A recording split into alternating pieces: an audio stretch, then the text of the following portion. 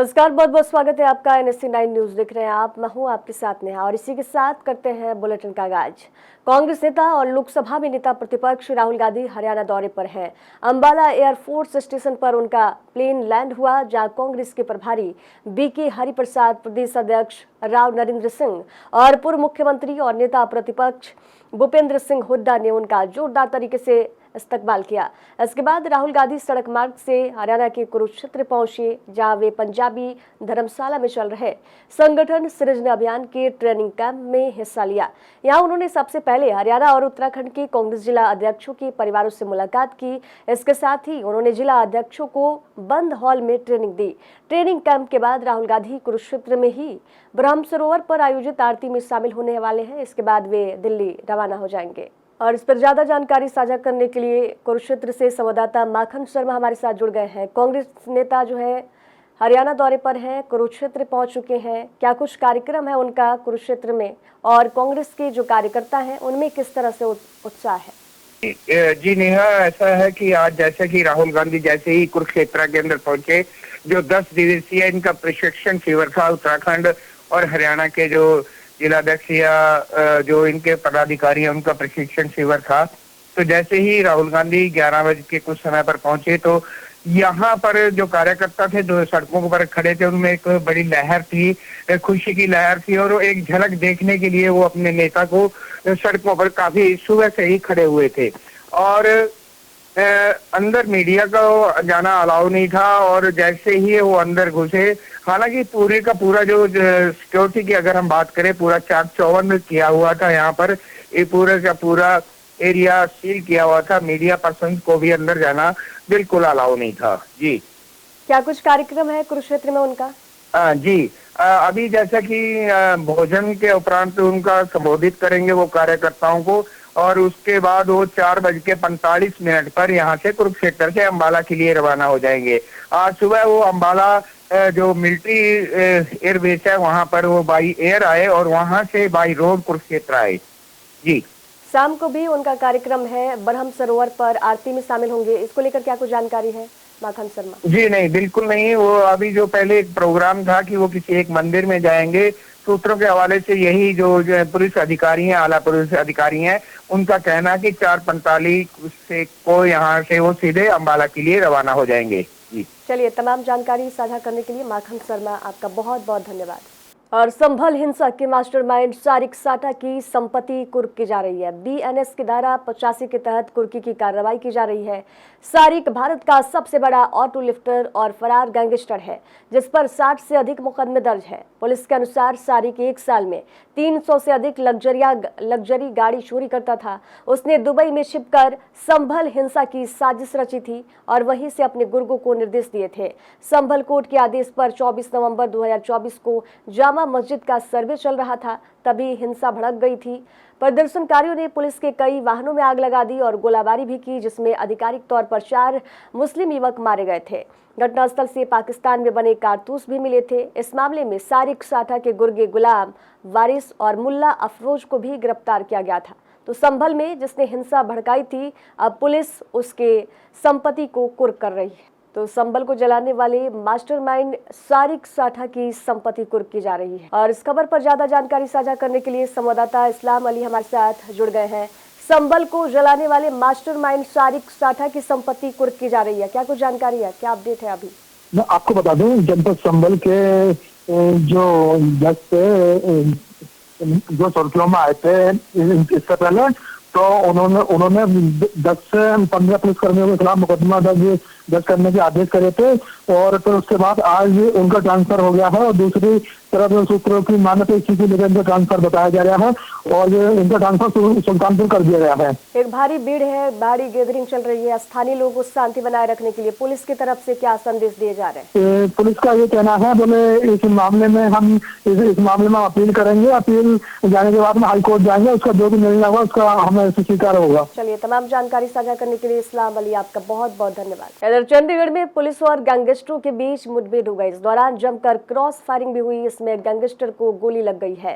वह फिलहाल घायल है और उसे इलाज के लिए हॉस्पिटल में भर्ती कराया गया है। बताया जा रहा है कि ये वही गैंगस्टर है जिसने कुछ दिन पहले चंडीगढ़ के सेक्टर 32 में स्थित एक केमिस्ट की दुकान पर फायरिंग की थी। इस फायरिंग की घटना के बाद से पुलिस आरोपियों की तलाश में जुटी थी। बदमाशों को पकड़ने के लिए पुलिस ने विशेष टीमें गठित की। पुलिस को गुप्त सूचना मिली थी कि आरोपी एक टैक्सी नंबर की गाड़ी में सवार होकर इलाके में छिपे हुए हैं। तो चंडीगढ़ पुलिस को एक बड़ी कामयाबी हाथ लगी है। लॉरेंस बिश्नोई गैंग से जुड़े बदमाश को पुलिस ने गोली मारी है। तो ये बड़ी सफलता चंडीगढ़ के पुलिस को लगी है, जहां लॉरेंस बिश्नोई के गैंग से जुड़े बदमाश को पुलिस ने गोली मारी है। बता दें कि पुलिस और गैंगस्टरों के बीच मुठभेड़ हुई। इस दौरान जमकर क्रॉस फायरिंग हुई और इसमें एक गैंगस्टर को गोली लग गई है। फिलहाल वो घायल हो चुका है और उसे इलाज के लिए हॉस्पिटल में भर्ती कराया गया है। ये वही गैंगस्टर है जिसने कुछ दिन पहले चंडीगढ़ के सेक्टर 32 में केमिस्ट की दुकान पर फायरिंग की थी और इस फायरिंग की घटना के बाद पुलिस आरोपियों की तलाश में जुटी थी और आज मुठभेड़ में मारा गया है। हिमाचल के उप मुख्यमंत्री मुकेश अग्निहोत्री ने राज्य परिवहन विकास और सड़क सुरक्षा परिषद की 5वीं बैठक की अध्यक्षता करते हुए विभाग की उपलब्धियां गिनाई है।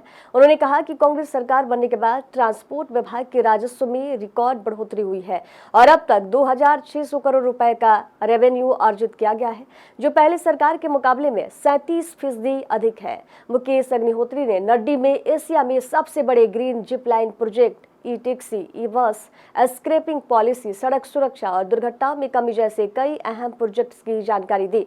वहीं शिमला रोपवे प्रोजेक्ट में देरी और बढ़ती लागत को लेकर भी केंद्र सरकार को भेजे जाने की बात कही है। ऐसा है कि आज भी कल मैं और सेक्रेटरी साहब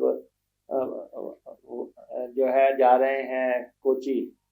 वहाँ पे जो वाटर ट्रांसपोर्ट है उसको कैसे हम हिमाचल में आगे बढ़ा सकते हैं, उसमें कैसे एग्रीमेंट्स कर सकते हैं, उसके लिए हम जा रहे हैं। एयर कनेक्टिविटी के लिए कल ही हमने जो है जैसे दिल्ली से शिमला फ्लाइट आनी है और फ्लाइट यहाँ से फिर धर्मशाला जानी है। उसके लिए कोई कंपनी चलाने को तैयार नहीं है। कंपनी को जो है 33 करोड़ रुपया सरकार देगी, तब वो जो है हमारे इन रूट्स पे जो है प्लेन चलाएंगे।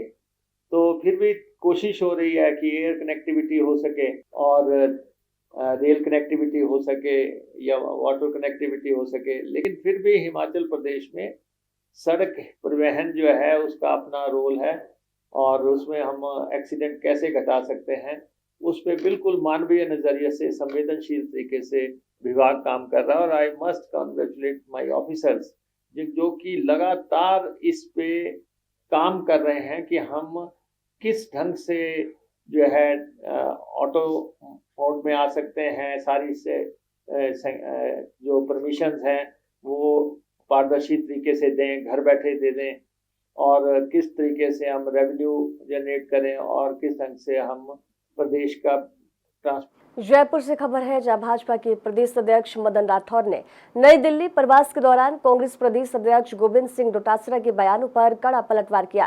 राठौर ने कहा कि डोटासरा बिना सोचे समझे बयान दे देते हैं, जिससे उनके शब्द अस्तरहीन और असंसदीय होते जा रहे हैं। उन्होंने परिसीमन को लेकर कांग्रेस के आरोपों को खारिज किया। कहा यह प्रक्रिया पूरी तरह निर्वाचन आयोग द्वारा की जाती है, इसमें कोई राजनीतिक हस्तक्षेप नहीं होता। राठौर ने कांग्रेस पर घुसपैठियों को वोटर बनाने का आरोप लगाते हुए कहा कि आगामी चुनाव में हार के डर से कांग्रेस पहले ही बहाने तलाश रही। डोटासरा जी के बयान मैं तो पहले से कहता रहा हूँ कि वो बोलते पहले हैं सोचते बाद में। ये उनकी जो स्थिति है वो मतलब उनकी इन विचारों पर भी दया आती है कि क्या बोलते हैं वो। अब आजकल उनकी शब्दावली इतनी बिगड़ गई है, जैसे बेईमान असंसदीय शब्द है। वो विधायक हैं और मैं सोचता हूँ कि 4 बार के विधायक हैं। विधायक रहते हुए भी ये नहीं समझ पाए कि शब्द कौन सा उपयोग में लेना चाहिए। बेईमान नहीं कह सकते। किसी भी व्यक्ति को बेईमान कहना असंसदीय माना जाता है। शब्द चयन चुनना मतलब ठीक होता है, सही शब्द चयन चुने, नहीं तो उनकी गिरावट आएगी, राजनीतिक गिरावट के संकेत हैं ये। कभी भी ऐसा नहीं करना। जब वो एक तरफ दूसरा, जब वन नेशन वन इलेक्शन की बात सोची जा रही है, इसका वो विरोध कर रहे हैं। क्यों कर रहे हैं? वो इसलिए कर रहे हैं कि उनके वोटर्स, कोई राजस्थान में भी मतदाता बना हुआ है और वही व्यक्ति बिहार में भी मतदाता बना हुआ है, तो अलग अलग समय में चुनाव होंगे तो वो वोट यहाँ भी दे देगा और वहाँ भी दे देगा। अब हम जब कह रहे हैं कि वन नेशन वन इलेक्शन, तो इसका मतलब है कि एक बार में चुनावी प्रक्रिया पूरी हो जाए, उसके बाद 4 साल तक सारी शक्तियाँ, राजनेता भी और अधिकारी भी मिल करके विकास का काम करें। जो सरकार की योजना है उनको क्रियान्वित। इधर मुरादाबाद के बिलारी में आयोजित किसान सम्मेलन में भारतीय किसान यूनियन के राष्ट्रीय अध्यक्ष राकेश टिकैत पहुंचे। मीडिया से बातचीत में राकेश टिकैत ने प्रयागराज में शंकराचार्य के साथ हुई घटना पर प्रतिक्रिया दिया। कहा कि ऐसा नहीं होना चाहिए था और इस संबंध में पुलिस प्रशासन से बात की गई है। हालांकि अब प्रयागराज में शांति है। टिकैत ने एमएसपी को लेकर सरकार पर निशाना साधा। कहा कि वर्ष 2021 के किसान आंदोलन के दौरान एमएसपी लागू करने का वादा किया गया था, लेकिन अब तक उसे लागू नहीं किया गया। उन्होंने 14 वर्षीय दलित बच्चों पर दर्ज मुकदमों को लेकर भी सवाल उठाए। कहा कि सरकार को सवाल पूछना किसानों और जनता का अधिकार है। इन्हें प्रधानों को भी इकट्ठे करो, इनकी भी क्या क्या समस्या है। 5 साल तक तो बोले नहीं जी, समस्या तो इनकी भी है जी। अरे भाई जो नया चुनाव होगा, नए चुनाव आवेंगे, अपना ठीक काम करो। और भाई ये सब गांव देहात से किसान के उससे आते हैं, मजदूर के वहां से जी। अपना अपने गांव में भाई ठीक काम करो, विकास ठीक करो। सरकार से डरने की जरूरत है नहीं, हम इनके साथ में हैं। अध्यक्ष जी, प्रयागराज में जो चारा जी के साथ भी हुआ है, शंकराचार्य जी के साथ लगातार देखो है क्या कि भीड़ बहुत थी वहां पे उस दिन। हम भी वहां पे ही थे, पैदल चलने का भी रास्ता नहीं था। या तो सारे ही महाराज जी चल रहे हो उससे। हमने पुलिस फोर्स से भी बात करी है, उन्होंने कहा जी अगर एक जा रहे तो। गुरुग्राम स्थित प्रसिद्ध शीतला माता मंदिर आने वाले समय में उत्तर भारत का एक भव्य और अद्भुत आस्था केंद्र बनकर उभरेगा। ये दावा किया है गुरुग्राम के विधायक मुकेश वर्मा ने। मंदिर निर्माण कार्य की जानकारी देते हुए विधायक ने कहा कि मंदिर का निर्माण कार्य युद्ध स्तर पर चल रहा है और 1 वर्ष के भीतर इसके मुख्य ढांचे को पूरा करने का लक्ष्य रखा गया है। विधायक ने कहा कि शीतला माता मंदिर गुरुग्राम की सांस्कृतिक पहचान को न सिर्फ प्रदेश बल्कि वैश्विक स्तर पर नई पहचान दिलाएगा। मंदिर के साथ साथ कनेक्टिविटी, शहर के धार्मिक सौंदर्यीकरण और सांस्कृतिक विरासत को मजबूत करने की दिशा में भी बड़े कदम उठाए जा रहे हैं। हाँ, मैं अभी यही बोल रहा था, जब नया भवन बन के तैयार हो जाएगा तो हमारा भी एक अपनी यहाँ से भी बोर्ड की तरफ से भी है कि हम यहाँ पर एक धर्मशाला के टाइप बड़ा, जैसे आप लोग कहीं भी किसी भी तीर्थ, आप सालासर जाते हो, आप कुरुक्षेत्र जाते हो, वहाँ हर जगह ना भवन बने हुए हैं सरकार की तरफ से, अच्छे धर्मशाला वो बनी हुई है। ऐसा बढ़िया हम भी यहाँ पर एक अच्छा सा रेस्ट हाउस बनाने के लिए हमें लग रहा है कि यहाँ शीतला माता श्राइन बोर्ड के नाम से यहाँ पर पार्किंग के एरिया में बनेगा। सर सभी अलग अलग क्वेश्चन सर, अभी तक गुड़गांव में सर इकट्ठा बता दो, अभी तक गुड़गांव में क्या क्या विकास कार्य हुए हैं और क्या क्या होने वाला है, इकट्ठा बताओ। गुड़गांव में तो अभी आपने देखा ये सारा कि अभी 30 दिसंबर की तो रैली थी। 30 दिसंबर में 2800 करोड़ रुपए की माननीय मुख्यमंत्री जी ने घोषणा की है। उसमें हॉस्पिटल भी है, उसमें बस स्टैंड भी है, 120 किलोमीटर स्मार्ट रोड भी है, एक पुस्तकालय बन रहा है, 50 एकड़ में एक वन भी बन रहा है। ऐसे करके जब 2800 करोड़ रुपए में 25 साल की इतिहास में, मैं राजनीतिक में 25 साल मुझे राजनीतिक में और 25 साल के इतिहास में मैंने पहले मुख्यमंत्री ऐसे हैं जिन्होंने 2800 करोड़ रुपए की घोषणा। अंबाला से बड़ी कार्रवाई की खबर है, जहां anti human trafficking state crime team ने ट्रैफिक सिग्नलों पर छोटे बच्चों को गोद में लेकर भीख मांगने वाली महिलाओं का रेस्क्यू किया है। रेस्क्यू की गई महिलाएं राजस्थान की रहने वाली बताई जा रही हैं और लंबे समय से सिग्नलों पर बच्चों के साथ भीख मांगने का काम कर रही हैं। टीम के मुताबिक इनके खिलाफ लगातार शिकायतें मिल रही थी, जिसके बाद ट्रैफिक में बाधा और हादसों का खतरा भी बना हुआ था। रेस्क्यू के बाद महिलाओं को पुलिस थाने ले जाकर DPR दर्ज की जाएगी और बच्चों को चाइल्ड वेलफेयर कमेटी के हवाले किया जाएगा।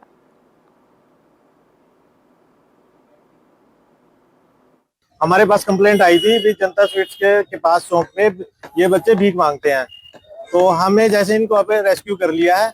अब इनको थाना या चौकी में ले जाएंगे तो नजदीक है, और फिर इनका मेडिकल करवाया जाएगा। मेडिकल के बाद इनको CWC के हवाले किया जाएगा। तो ये पैकिंग करते हैं, ये जैसे यहाँ पर जो पुलिस वाले की ड्यूटी होती है उनको भी बहुत परेशानियों का सामना करना पड़ रहा है। और जैसे एक्सीडेंट होते हैं, कुछ तो इनके कारण ही एक्सीडेंट हो जाते हैं हमारे यहाँ, और ये बोलते हैं भी हाँ तुम्हें क्या है, पुलिस वालों को भी बोलते हैं। ये सर राजस्थान के रहने वाले हैं, चूरू डिस्ट्रिक्ट है इनका, और ये यहीं आसपास में रहते हैं। इनके जो जैसे ये औरतें हैं, इनके घर वाले यहीं बूट पॉलिश करते हैं, यहीं दाएं बाएं रहते हैं सारे, और ये अपना बहुत बड़ा धंधा बना रखा है इनका, भीख मांगने वाला। साइबर सिटी गुरुग्राम के गांव कन्हई में अवैध रूप से पनप रहे अपराध और नशे के नेटवर्क पर प्रशासन ने बड़ी स्ट्राइक की है। हरियाणा शहरी विकास प्राधिकरण की टीम ने भारी पुलिस बल के साथ गांव कन्हई की सरकारी जमीन पर बसी सैकड़ों झुग्गियों को 3 जेसीबी मशीनों से पूरी तरह ध्वस्त कर दिया। जिस जमीन पर यह कार्रवाई की गई वे HSVP की भूमि है और यहाँ शहर का डिग्री कॉलेज भी प्रस्तावित है। पिछले लंबे समय से इस जमीन पर अवैध रूप से झुग्गियां बसाई गई थी। पुलिस जांच में ये सामने आया था कि ये झुग्गियां न केवल अवैध थी बल्कि शहर में होने वाली चोरी और नशे की तस्करी का केंद्र बन चुकी थी। देखिए, ये कन्हई का एरिया, कन्हई गांव का एरिया, सेक्टर 44। यहाँ पर हमारी HSVP की 5 एकड़ की जमीन है। इस 5 एकड़ के ऊपर एक डिग्री कॉलेज प्रपोज है। जब हम आज की डेट में अतिक्रमण हटाते हैं तो हम पुलिस डिपार्टमेंट की स्पेशली क्राइम ब्रांच की रिपोर्ट्स जरूर पता कर रहे हैं, क्योंकि अतिक्रमण होना, वो बंदे कोई कह देते हैं हम गरीब हैं जी, कुछ है, लेकिन जब पुलिस की रिपोर्ट आ जाती है कि यहाँ गांजा बिकता है, यहाँ नशा होता है, तो हम उस कार्रवाई को किसी भी तरह की सुनवाई नहीं कर रहे किसी की, और उसके ऊपर एक्शन तगड़ा चल रहा है। आज हमने जो है लगभग जो है सर्विस रोड और 5 एकड़ की जमीन को मिला के 100 झुग्गी के ऊपर हमने कार्रवाई की है, और कल से ही HSVP डिपार्टमेंट, क्योंकि एडमिनिस्ट्रेटर मैडम के यही आदेश हैं कि जहाँ पर भी हम काम कर रहे हैं हटा रहे हैं, तो साथ साथ फेंसिंग होगी। मुझे उम्मीद है 1-2 दिन में आपको यहाँ पर फेंसिंग भी शुरू होगी। यहाँ पे जो झुग्गियां बसाई हुई थी, किसके द्वारा बसाई गई थी, कितना किराया इनका वसूला? देखिए जी, किराया क्या वसूला जाता है, ये तो एक गिरोह है। क्राइम ब्रांच के जो इंचार्ज हैं, एक माँ जिसकी गोद में मासूम बेटी है और आंखों में सिर्फ एक ही सवाल है, मेरी बच्ची बचेगी या नहीं। इंदौर की रहने वाली छोटी सी अनिका एक ऐसी रेयर बीमारी से जूझ रही है जिसका इलाज तो है लेकिन उसकी कीमत है 9 करोड़ रुपए। मां ने अपनी बेटी की जिंदगी बचाने के लिए हर दरवाजा खटखटाया, सरकार से गुहार लगाई, सिस्टम से उम्मीद भी की, यहाँ तक कि टीम इंडिया से भी मदद की अपील की है। 4 करोड़ 10 लाख रुपए किसी तरह क्राउड फंडिंग से जुटा लिया गया है, लेकिन बाकी रकम आज भी एक मां के लिए पहाड़ बनी खड़ी है। सवाल ये है कि जब हर सेकंड अनिका की जिंदगी की कीमत बढ़ रही है, तब सरकार की संवेदनाएं इतनी सुस्त क्यों है? एक मां सरकार से मदद का इंतजार कर रही है कि वे अपनी नन्ही सी गुड़िया की जीवन किसी तरह बचा पाए। नमस्कार, मेरा नाम सरिता शर्मा है। मेरी बेटी अनिका शर्मा एक गंभीर बीमारी से जूझ रही है और इसको बचाने के लिए एक 9 करोड़ का इंजेक्शन लगेगा जो अमेरिका से आएगा। और सभी प्रयास करने के बाद हम छोटे छोटे कैंप लगा के लोगों की मदद लेके, सभी की मदद से, जन सहयोग से हम 4 करोड़ 10 लाख रुपए तक पहुंच गए हैं। अभी भी एक बड़ा लक्ष्य हमारे पास बाकी है और अब समय बहुत कम बचा है और हम अब कोशिश हमारी पूरी जारी है। बट कल इंडिया और न्यूजीलैंड का मैच था, हमने प्रयास किया कि हम किसी भी क्रिकेटर से मिल ले ताकि हमारी बड़ी से बड़ी मदद हो पाए। और हमने हमारा मैच में छोटा सा डोनेशन कैंप भी लगाया था, मगर वहां से कोई ऐसी बड़ी मदद नहीं मिल पाई। और मेरी कोशिश थी कि मैं रोहित शर्मा और विराट कोहली से मिल पाऊं, क्योंकि वो विराट सर और रोहित शर्मा बच्चों के लिए बहुत हेल्प करते हैं। और मैं मेरी बच्ची को बचाने के लिए जहाँ वो रुके थे रेडिशन में, मैं वहाँ उनसे मिलने भी गई थी। मैं रोहित सर से भी मिली, मैंने कुछ भावनाओं में आके उनका हाथ भी पकड़ लिया था, मगर मैं उनसे बात नहीं कर पाई। तो मैं विराट सर और रोहित सर से आग्रह करना चाहती हूँ कि जो मैंने कोशिश की थी, आपको शायद वो पता भी नहीं होगी कि मैं किस लिए आई थी। मैं कोई सेल्फी खिंचवाने नहीं आई थी, मैं सिर्फ अपने बच्चे की जान बचाने के लिए आई थी। प्रशासन भी था वहां पर, मैं उनसे भी क्षमा मांगना चाहती हूँ कि मैंने भावनाओं में आके ऐसा किया, क्योंकि मेरी बच्ची का सवाल है, मुझे कुछ समझ नहीं आया तो मैंने ये सब किया। तो बस विराट सर और रोहित सर से बस निवेदन करना चाहती हूँ कि आप अगर मेरी बात सुन रहे हैं, आपको कहीं से भी मेरा मैसेज मिल रहा है, तो मैं सिर्फ सर बच्ची को बचाने के लिए आपके पास आई थी, आप सिर्फ मेरी मदद करिए। अमरोहा में कानून व्यवस्था को मजबूत बनाए रखने के लिए पुलिस अधीक्षक अमित कुमार आनंद खुद सड़कों पर उतर आए हैं। एसपी ने नगर क्षेत्र के प्रमुख बाजारों, भीड़ भाड़ वाले इलाकों में पैदल गश्त कर सुरक्षा व्यवस्था का जायजा लिया। इस दौरान उन्होंने ड्यूटी पर तैनात पुलिसकर्मियों को सतर्क रहने और संदिग्ध गतिविधियों पर तुरंत कार्रवाई के निर्देश दिए। एसपी ने व्यापारियों और आम लोगों से बातचीत कर उनकी समस्याएं सुनी और सुरक्षा का भरोसा भी दिलाया। धौलपुर से बड़ी पारिवारिक कलह की खबर सामने आ रही है। पूर्व मंत्री बनवारी लाल शर्मा के घर जगन भवन में रिश्तों का विवाद अब थाने तक पहुंच गया है। भाजपा नेत्री और पूर्व राजा खेड़ा प्रत्याशी निर्जा शर्मा और उनकी बहन वारिजा शर्मा के खिलाफ उनकी बेटी मलाविका शर्मा ने मारपीट और प्रताड़ना के आरोपों में एफआईआर दर्ज कराई है। वहीं निर्जा शर्मा ने भी मालविका और बेटी दुष्यंत शर्मा के खिलाफ मारपीट का मुकदमा दर्ज कराया है। पुलिस ने दोनों पक्षों के मामले दर्ज कर जांच शुरू कर दी है। इस मामले में परिवार के भीतर 3 साल से चल रहे तनाव और विवाद सामने आए। संभल से खबर है, जहां सरकारी सहकारी बैंक की नामांकन के दौरान माहौल रणभूमि में तब्दील हो गया। गुन्नौर कोतवाली क्षेत्र की ब्लॉक गुन्नौर में नामांकन प्रक्रिया के बाद सपा और भाजपा के 2 गुट आमने सामने आ गए, जिसके बाद दोनों पक्षों में झड़प की स्थिति बन गई। हालांकि अधिकारियों का कहना है कि विवाद ब्लॉक परिसर के बाहर हुआ। अंदर नामांकन शांतिपूर्वक संपन्न कराया गया।